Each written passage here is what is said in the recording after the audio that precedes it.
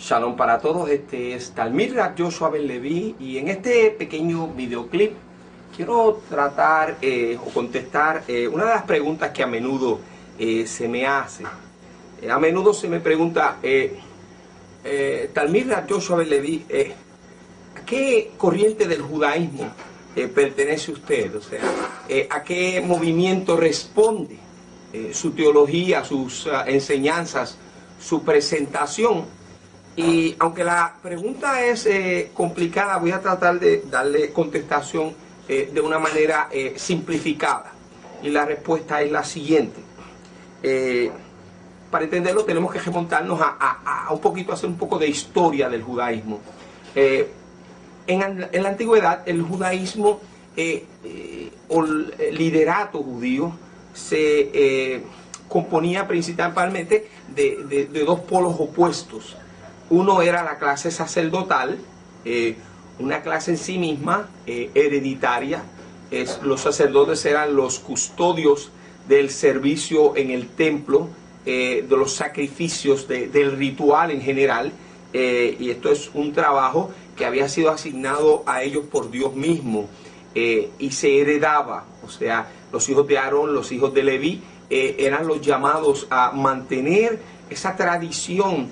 Y cuando digo mantener la tradición me refiero al detalle fino de la menudencia, de cómo es que se hacían los sacrificios, de cómo se determinaba qué animal había de sacrificarse, si era puro, si era impuro, si era ritualmente aceptable o no.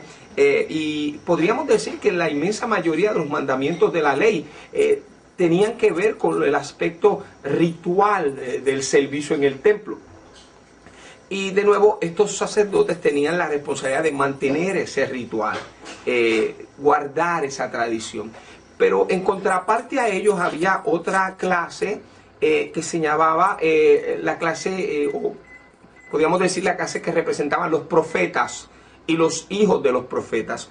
No era que literalmente eran hijos, sino que eran discípulos, pero en la perspectiva antigua del judío, el discípulo era al maestro lo que los hijos eran a un padre. En realidad no es que eran hijos de los profetas, eran sus discípulos, pero el verdadero padre es el que instruye.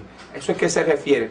Entonces los profetas tenían la función de ser una contraparte, un contrapeso a la clase sacerdotal, en el sentido de que la clase sacerdotal era la clase que luchaba o sentía su responsabilidad mantener el status quo, mantener las cosas como están. Pero siempre hay el peligro de que cuando se hace algo durante mucho tiempo se pierda de perspectiva la razón por la que se hace. Podemos caer en el peligro de ir sobre las nociones, hacer los procedimientos sin entender por qué lo hacemos. Bueno, lo hacemos porque siempre se ha hecho así y porque esta es la manera correcta de hacerlo. Y perdemos o olvidamos el por qué se está haciendo eso. Así que esta era la función de los profetas, es decir, cuando el sacerdote decía el animal no se puede sacrificar cortando o matándolo por la parte de atrás del cuello, el cuchillo tiene que pasar por al frente y específicamente en esta localización y el cuchillo tiene que ser así asado. Pues cuando el sacerdote hacía eso, el profeta afuera decía no. Yo si tuviera, así dice el Señor, si yo tuviera hambre no te pediría a ti que me sacrificaras un animal porque mía es la tierra y su plenitud.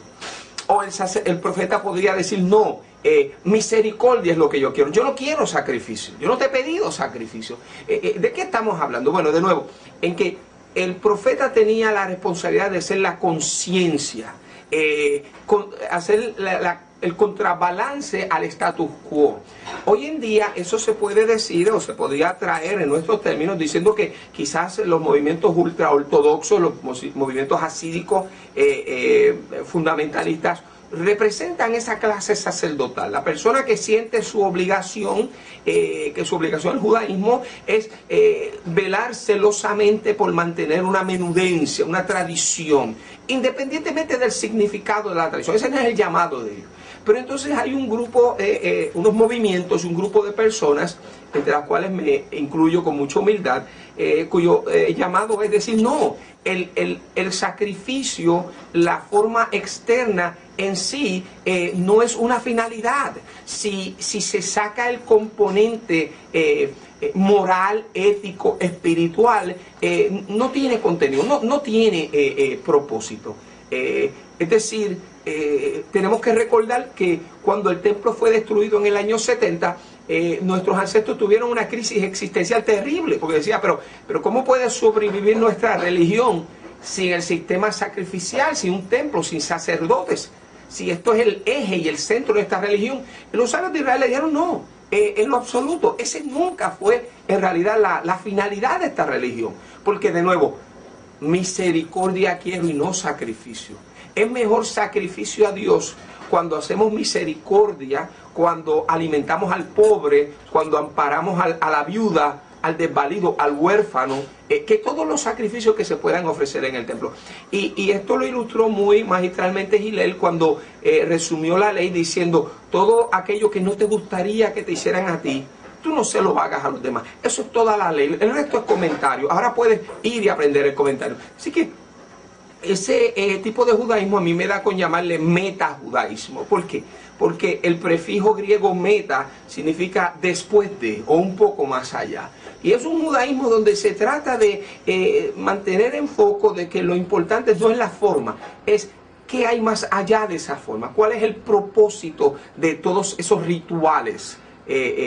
¿Cuál es el propósito, la finalidad ética, moral de esos rituales? Y de eso es lo que se trata ser judío. Se trata de vivir un estilo de vida moral, ético, donde la finalidad es imitar el carácter divino, el amor, la justicia, la misericordia del Eterno. Espero que estas palabras hayan sido de provecho. La paz sea sobre vosotros. Shalom Aleichem.